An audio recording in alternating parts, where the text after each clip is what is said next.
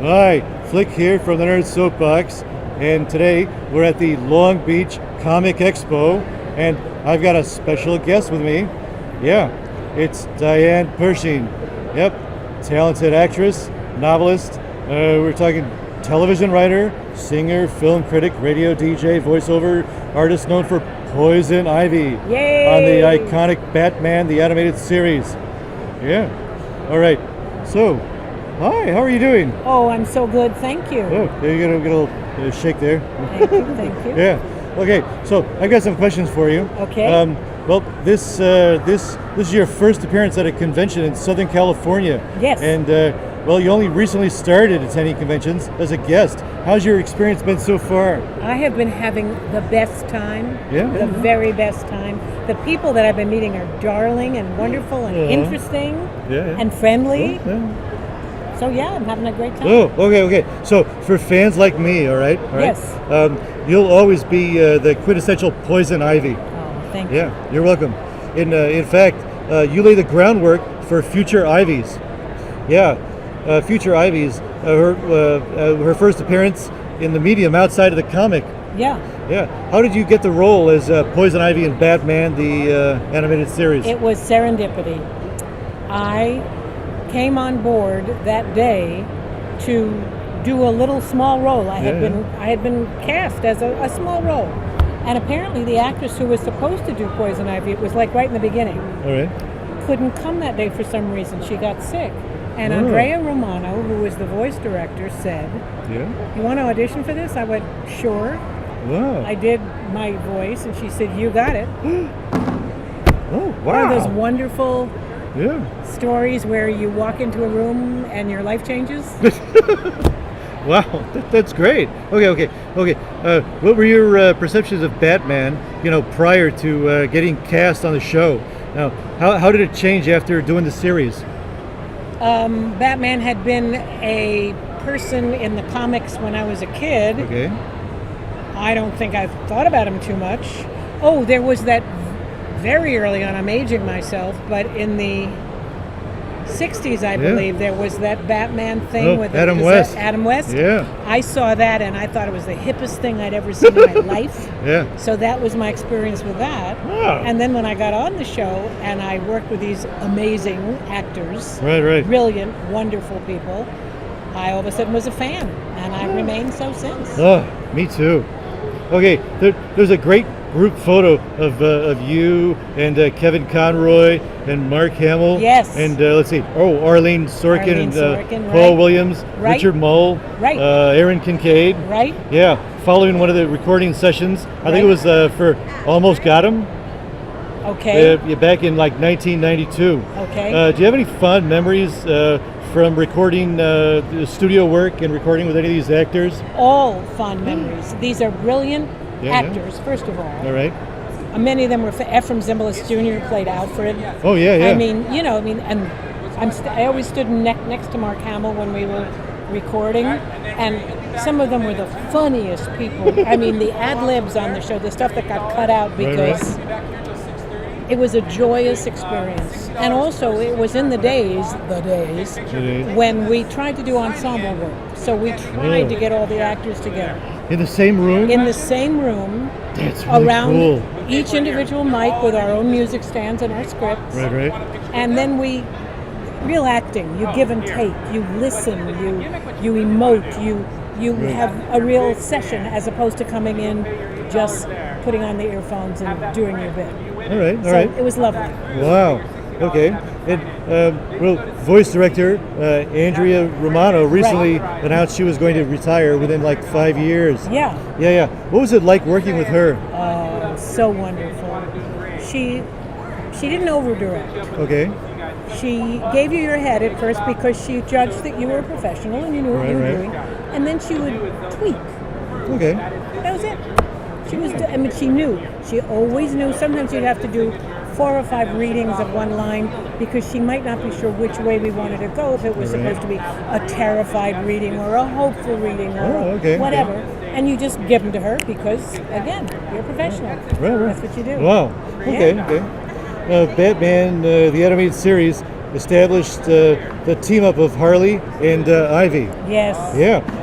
Were you surprised when you first read the script that Ivy was being prepared with such a loony character? No. No. Okay. Good. No, did Wow. not know at all. And of course, Paul Dini created the character of Harley for Arlene Sorkin. They were good friends. And he went wacko with her.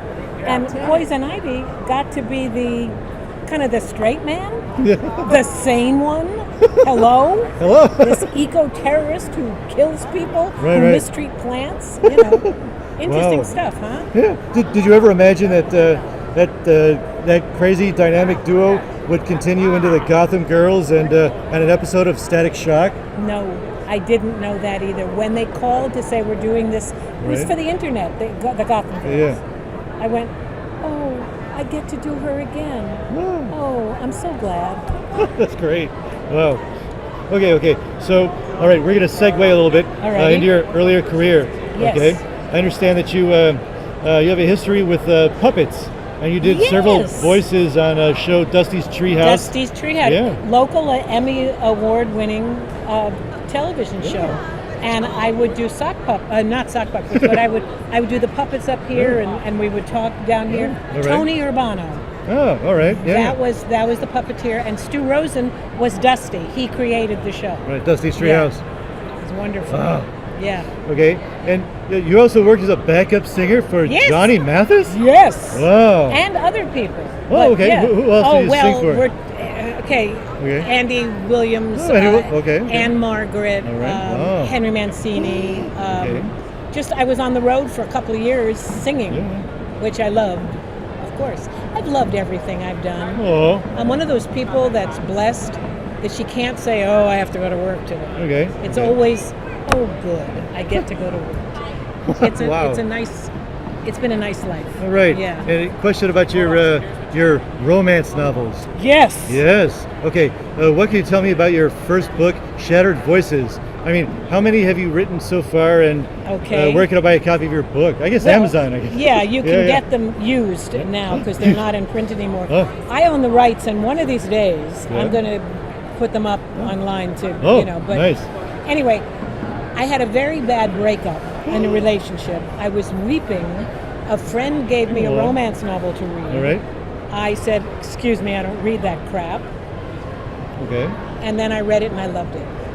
So I published 19 romance novels Wow. from the early 90s through the late 2000. No, 91 was when I did my first one. Okay. Yeah. Yeah, it was All right. 91. So it was great. I loved it. And I was doing it at the same time I was doing voiceover. So Right. it was 2 careers. It was Yeah, fun. you kind of Yeah. crossed over there a little bit with Shattered Voices, right? Yes. Oh, yeah, didn't think I noticed that, huh? Well, Shattered Voices, the first one was about a voiceover actress who broke up with her boyfriend. Oh, Write what you know. yeah. Okay. All right. To close things out here, Yes. for fans that want to meet you, where might you be appearing next? I think I'm doing in May. All right. I'm in Phoenix. Oh, okay. And I know that I'm also I'm pretty sure I'm doing the LA Comic Con toward the end of the Oh, year. yeah. And Stan Lee's Los Angeles Yes, Comic Con. Stanley's, yeah. And I'm also doing one Grand Rapids, Michigan in October, and there's 3 or 4 others in the works. Okay. But the guys that represent me, Yeah, yeah. Celebrex, good Diane, Celebworks, Celebworks. Celebworks with an X. Celebworks. They represent me, and they're in charge of that stuff, and I don't remember. So you check their website, Celebworks. Yeah. To see where you're appearing next. Definitely. Oh, that's great. Definitely. You have a very cute blue nose. Oh, thank you. I like blue noses. Oh, can we get a little bit of Poison Ivy? I mean, I don't want to scratch or anything, but I mean, the voice. Of course. I'd love to give you a little poison ivy. Why, how are you today, blue nose? Wow. Jeez. That was great. Thank you. Oh, Thank you. you're welcome. Thank you. Okay. Oh, can I get a hug? Of Oh, course. oh. You'll always be my Poison Ivy. Why, thank you, sir. It's been a pleasure.